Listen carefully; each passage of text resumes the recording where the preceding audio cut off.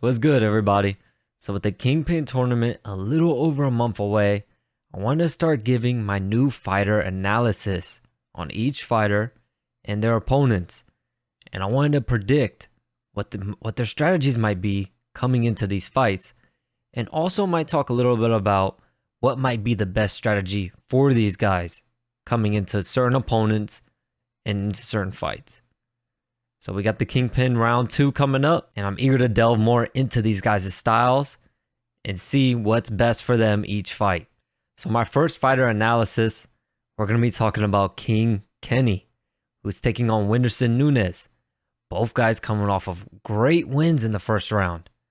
Fantastic. Both guys looked very good, very technical.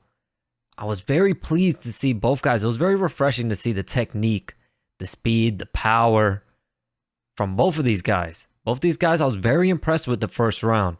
So now it's going to be really intriguing to see how they match up against each other. But this is going to be King Kenny's fighter analysis.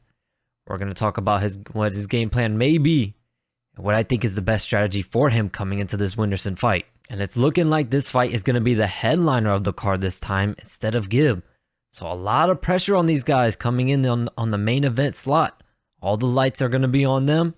And with the crowd that Whindersson came with last time, we could be sure that it's going to be a booming crowd for this main event this time. So to delve deeper on King Kenny, he looked great in his last outing.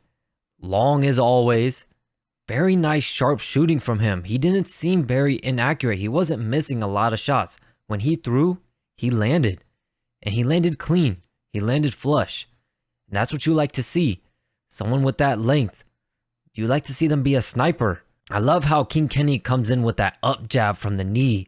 It's very tricky. It's very hard to see coming, and it comes at you very quick. So that is a great tool for King Kenny that I would like to see him use a lot against someone like Whindersson. As we know, Whindersson is going to come forward, but that can be a weakness. King Kenny can use it against him. I think the best strategy for King Kenny is to jab, stay at distance, use some more footwork, just stay at length. Bother Whindersson. Frustrate him. Anger him. Throw that jab right at his nose, right in his face.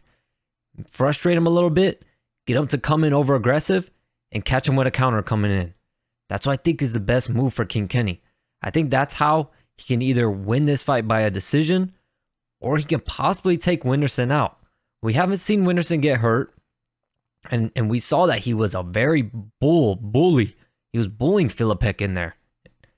King Kenny can't be drawn into a firefight with this guy. He can't. He needs to stay at range, frustrate him, fight a slow fight.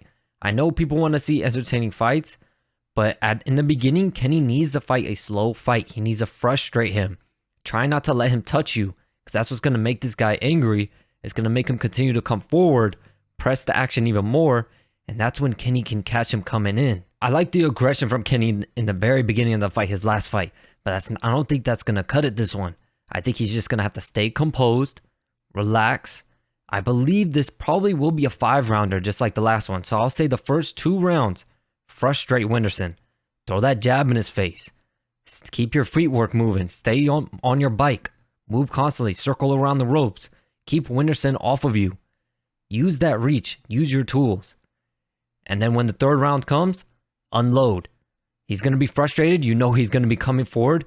You know he's going to be desperate. If you bank in those first 2 rounds, he's going to come in desperate.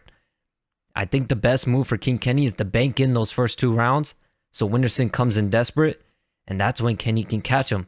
He can counter with that sharp right hand that he's dropped so many people with and hurt people with. Kenny can catch Whindersson. He can do it. He just got to utilize his tools, utilize his accessories. That's what King Kenny's going to have to do to win this fight. Because if not, Whindersson's going to walk him down.